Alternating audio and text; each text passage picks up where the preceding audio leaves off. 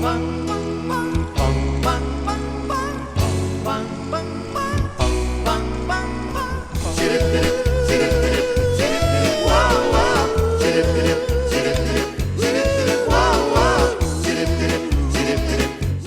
everybody, I'm Rene Ramos, director of the Lynn and Louis Wolfson II Florida Moving Image Archives, and this is Rewind, the show that looks back on Florida's past with historic film and video. It's time for another trip back into the past, so sit back, relax, and enjoy another episode of Rewind.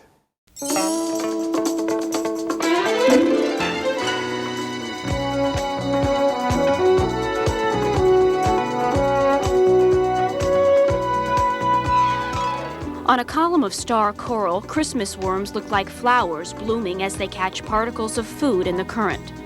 I have a view that if the Brits can't cook on the ground, they haven't got much chance at 35,000 feet. Yeah. And in this context, I don't think the Americans are any better cooks than the Brits. Food's lovely and just enjoying ourselves in the pool. No, it's a beautiful place. What more can you want? Sun, girls, beautiful hotel, drinks. Hello, I'm Joe Averill. There is a coral reef in the Florida Keys called Lou Key. It's presently a battleground in a civil war that's been raging for several years between local environmentalists and resident fishermen. Both sides claim they want to protect the reef, but they don't trust each other's methods. The National Oceanic and Atmospheric Administration came up with a possible solution by proposing Lou Key as a national marine sanctuary. While most environmentalists favor the sanctuary proposal instead of the status quo, which they claim is unfairly controlled by fishermen. This is Nancy Solomon. Lou Key is a coral reef 10 miles off Big Pine Key. Many marine biologists call Lou Key the most impressive and beautiful reef in the Florida Reef Tract.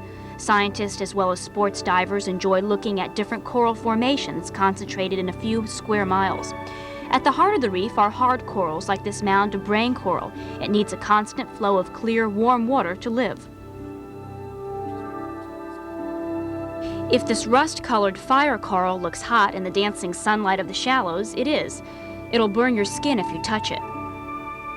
Various hard corals grow together to form walls and canyons up to 20 feet high. Since they grow only millimeters a year, they might have started growing at the time of Christ, about 2,000 years ago. On a column of star coral, Christmas worms look like flowers blooming as they catch particles of food in the current. Sea fans always orient themselves sideways to the current, filtering nutrients while they wave back and forth, as if inviting us to a world uniquely beautiful. Those are the reasons why it's so special. It's also, of course, the shallowest of the major formations and the most accessible to the average family American. And this is, after all, in federal waters. It's the property of all Americans.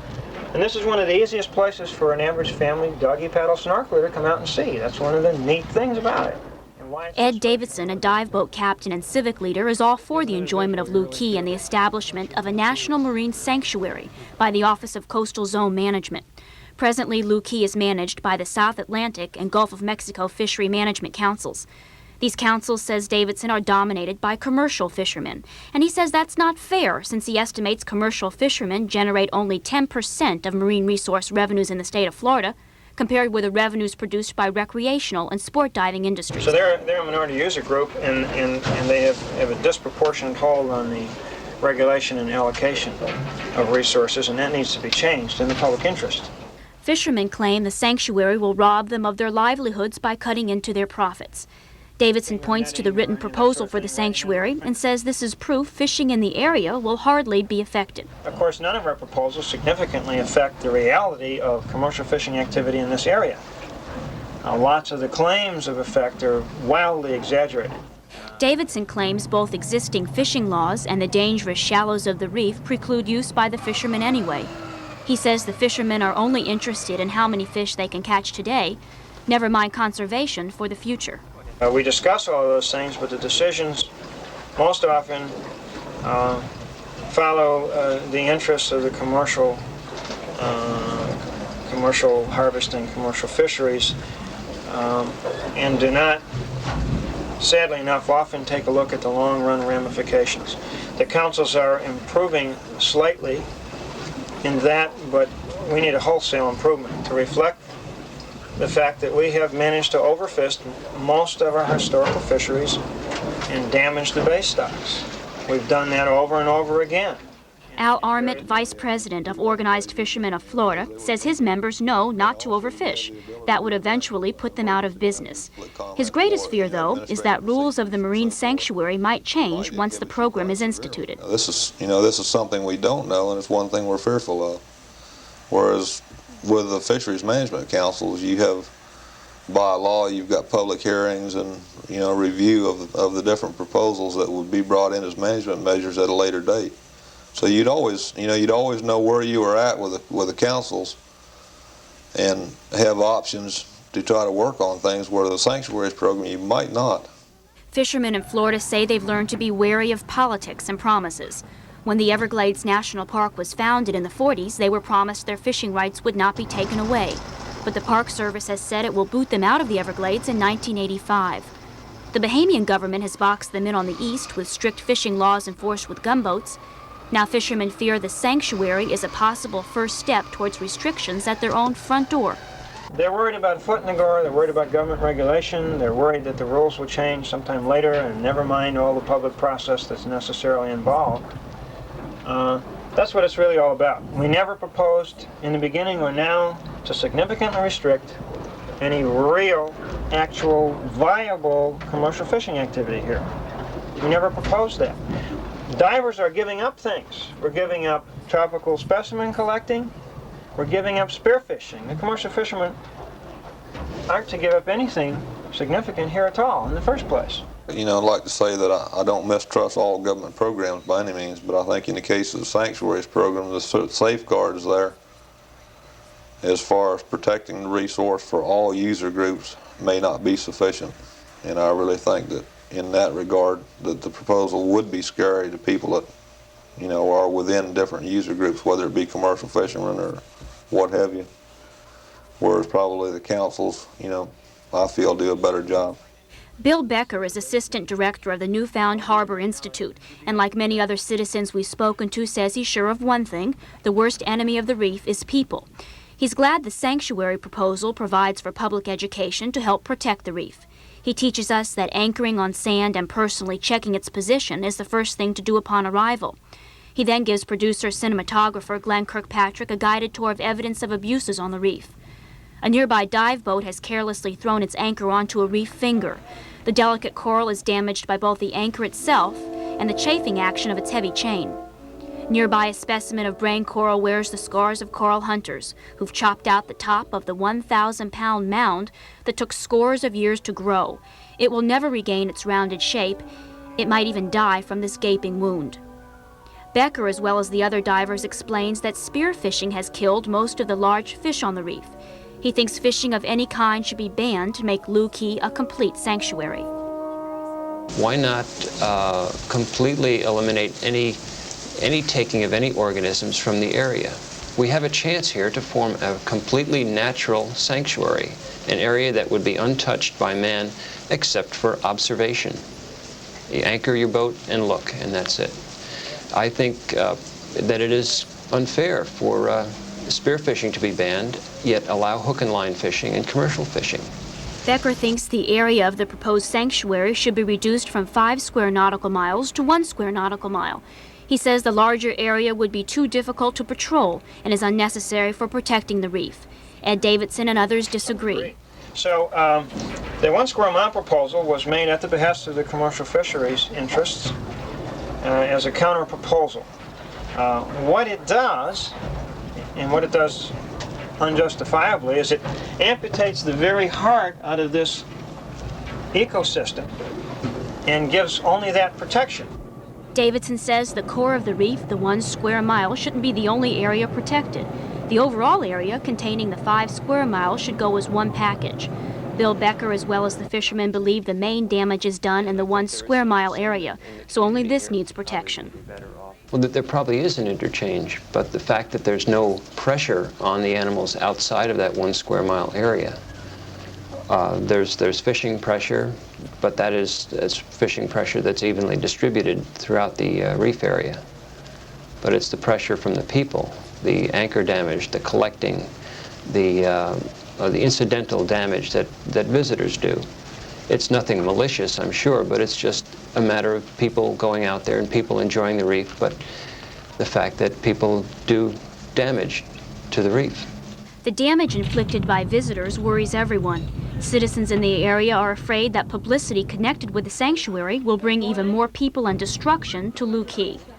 I think you'd see, anytime you get national notoriety for something, whether it be a sanctuary or a national park or whatever, immediately, you know, it's advertised all over the country. It's listed in the Federal Register. It goes into newspapers, on television. People that probably never heard of Looe Key would, for maybe no other reason other than just curiosity, would want to come see it. The marine life on Looe Key can take care of itself up to a point, but it has no defense against man's destruction. The problem of protecting Looe Key lies with human beings. People can destroy the reef or people can save it, but it takes people to decide its fate.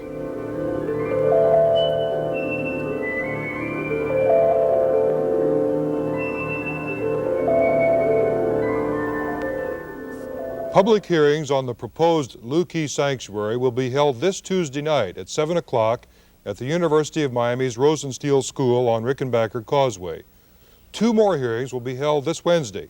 The first will be at 1 p.m. at Key West High School and the other at 7 p.m. at the Big Pine Key Youth Center. That's this Wednesday. Montage will return with the British invasion right after this.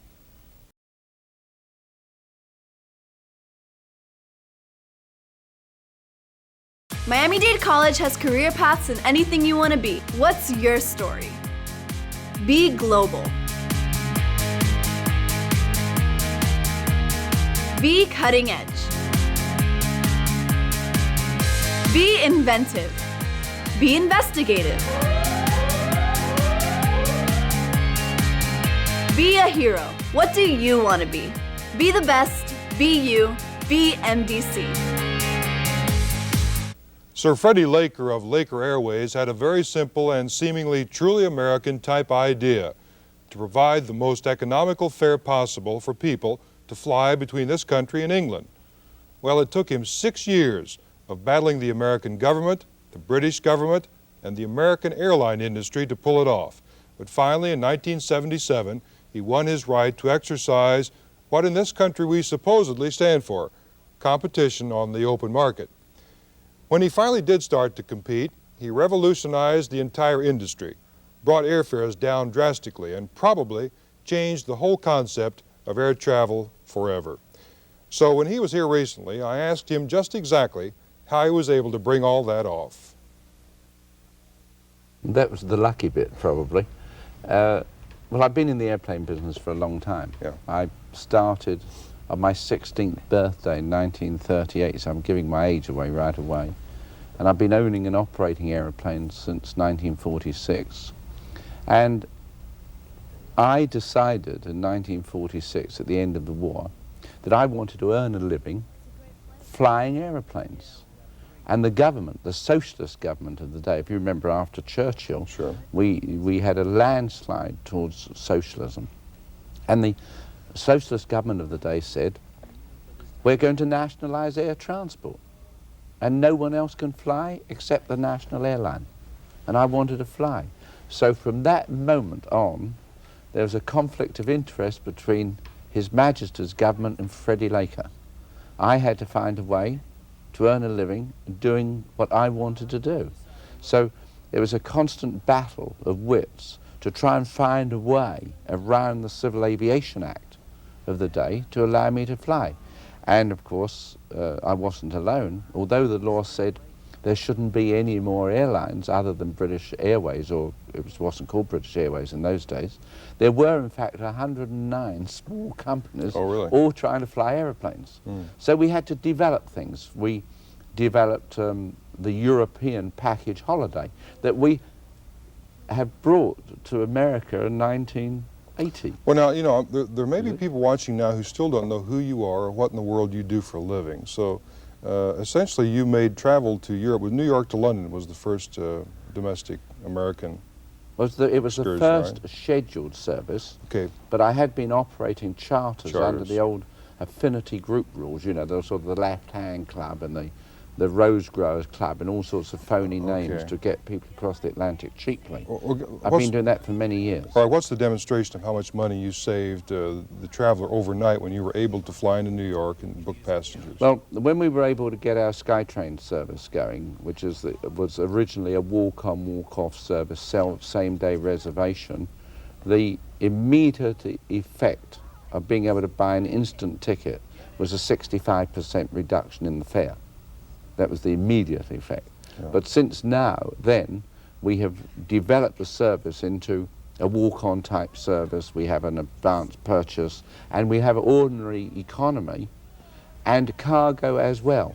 Now, are you doing something that the American Airlines are not doing something that the American Airlines have to do? Are your planes not as safe? Is your service?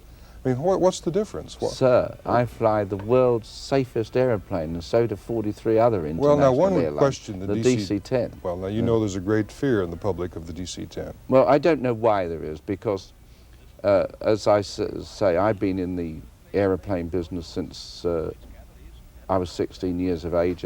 I'm being a little boastful now in as much that I am a qualified engineer, I have been a qualified pilot, and I think I know a little bit about aeroplanes in as much that together with the bankers, I own about $600 or $700 million worth of aeroplanes. So I think I ought to know something about aeroplanes.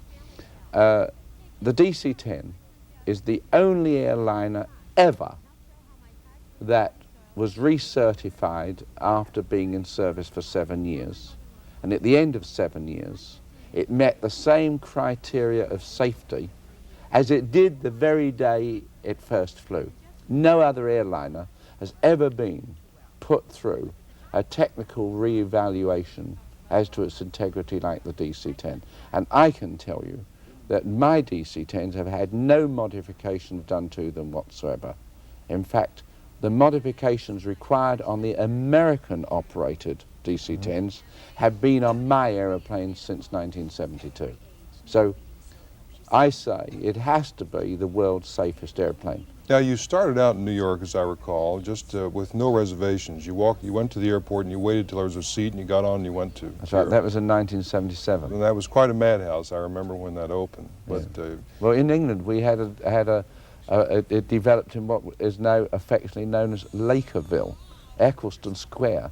The passengers camped out in tents in Eccleston Square, but that doesn't happen now. That's all a thing of the past. Everyone gets a seat now, everyone gets a ticket. So you can plan ahead. Oh, yes. I mean, I ought to be charging you rates for this commercial we're doing for Laker Airways, but my question is, who in the world would not fly Laker Airways if you can do it for perhaps a third or half the cost, and you can make reservations, and your airplanes are safe, and I presume you serve food and beverage on Yes, and we have the cinemas, and we have what you pay extra for, 12 super, well, not on every ticket. On the economy you don't pay extra for the food, or the advanced purchase is only on our standard SkyTrain where, you know, this is private enterprise, this is democracy. Why should a passenger pay for a meal that he doesn't want?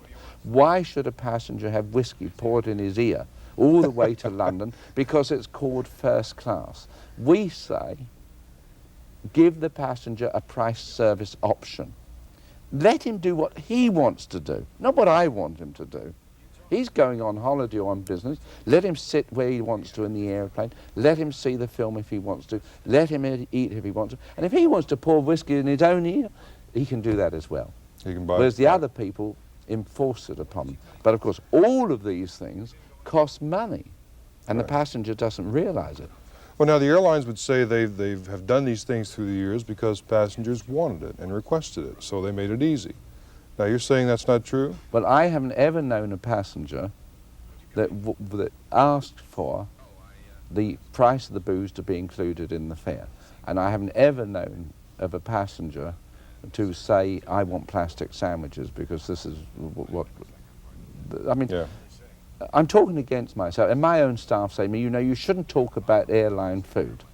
But I have a view that if the Brits can't cook on the ground, they haven't got much chance at 35,000 feet. Yeah. And in this context, I don't think the Americans are any better cooks than the Brits. Let me ask you, why did the Queen knight you? What was her reason?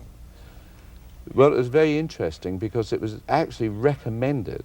You know, these awards and decorations are recommended by various bodies. Right. And of course, the Prime Minister recommends to the Queen. And I took the socialist government of Mr. Callaghan to court twice and won. And of course the socialists were totally opposed to this type of free enterprise and competition with their airline. And I think it shows a great depth of character of British politicians, inasmuch that the socialist Prime Minister that I'd beaten in the court actually recommended the knighthood or the award to the Queen for services to civil aviation.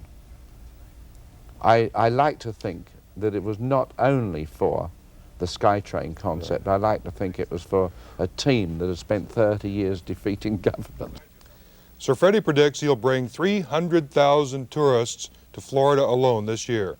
But we've been hearing rumors that they're not happy with their stays here. So we decided to find out for ourselves just exactly how the British tourists are finding South Florida. Here's reporter Jerry Penacoli. Oh, I like it very much. I think it's fabulous. So far, everything has been beautiful. Yes, very much so. Yeah, everyone's very friendly, especially the staff. Oh, it's beautiful, Florida. Down at the Keys and the Lagos, scuba diving. Having a real hard time, working hard. Yes, we're having a great time. Yeah, lovely. Especially the weather, because we don't get much of this in England. Super. The Americans, you know, they speak so nice to us and that. You know, we're really at home here. We really love it, you know. Who would complain sipping a tall, cool drink while sitting next to the pool at the Fontainebleau Hilton? But we found that most British tourists, even after waiting hours for their flight home, still say they enjoyed their vacation. Very nice. Good people, social, and looked after. Whatever you wanted, they give you. Well, we stayed in 3 different hotels and all of them have been fine and we've never had no problems. There's plenty to see if you've got a car. In fact, you must have a car because buses are not very good. But Miami, I went to Disneyland. Now that was very interesting. It was beautiful. It was very educational, good for the kids and also for the parents. More parents than kids, I think, really. At both the airport and on the beach, only a few British tourists had any complaints whatsoever. One was irritated with the lack of public transportation that forced him to rent a car. Another Englishman was simply frustrated after landing at Miami International Airport. Oh, customs, immigration. Yeah. If you sort out the customs and immigration, I can get in less than 4 hours, then I'd be very pleased. Yeah. And of course, any vacationer wants to get what he pays for. The only thing is that the beer and the places like this, they really off a bit. But yeah, in general, I think it's we've got a lot of entertainment for our money. It's cheaper than most places in Europe now. Price-wise, I'd say it's one of the best. You know, and the dollar-pound relationship is very good. It's a fantastic place for English people to come right at this moment in time. All of the British tourists we spoke with seem to have had a great vacation, but will they come back? Oh, without doubt, yes, sure. Certainly come here again, that's for sure. This is my 4th visit so far, so obviously I would come back. But I've never had I've always got on well with the Americans. They seem to welcome English people a lot. I've never had anybody sort of come up to me, oh, you're English, go away. They've always been terribly friendly. Yeah, it was wonderful. No, we've had a lovely time. The children have had a lovely time as well. We've had no problems. We arrived here the day of the riots. It was miles away, so there was no problem at all. Would you come back? Yes, it's our 3rd visit, so that's quite a good ad for Florida, isn't it? Oh yeah, I think so, yeah. Providing I can get into using the sun properly. Yes, definitely come back. Having a great time. The food's lovely and just enjoying ourselves in the pool. No, it's a beautiful place. What more can you want? Sun, girls, beautiful hotel, drinks. What more can you want? Would you come back? I'm staying. I'm not going back.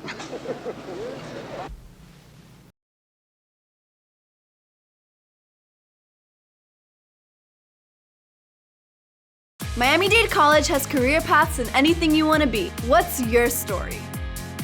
Be global. Be cutting edge. Be inventive. Be investigative. Be a hero. What do you want to be? Be the best. Be you. Be MDC. We have an update on our continuing story of DMSO, the chemical compound some are hailing as a wonder drug for pain, particularly arthritis. The Florida legislature has just passed a law allowing the manufacture and sale of DMSO within the state. Now, prior to this, Florida has been one of only 2 states where DMSO is legal to use, but not to manufacture or sell.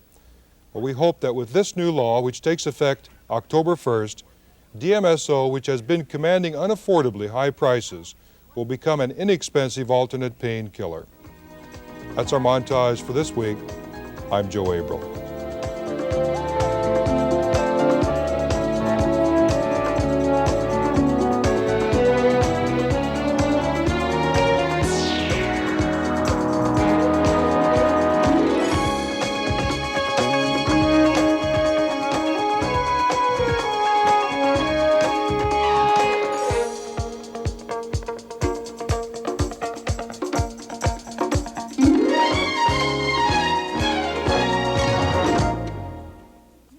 That's about it for this edition of Rewind. Just time to remind you that Rewind features historical film and video from the Lynn and Lewis Wolfson II Florida Moving Image Archives. To see more from the Wolfson Archives collections, visit our website, wolfsonarchives.org. You can search the archives catalog and watch video online. And be sure to connect to our YouTube channel, where you will find hundreds of carefully curated clips, or link to the Wolfson Archives Facebook page to keep up with our busy calendar of historical happenings. Until next time, I'm Rene Ramos. Thanks for watching.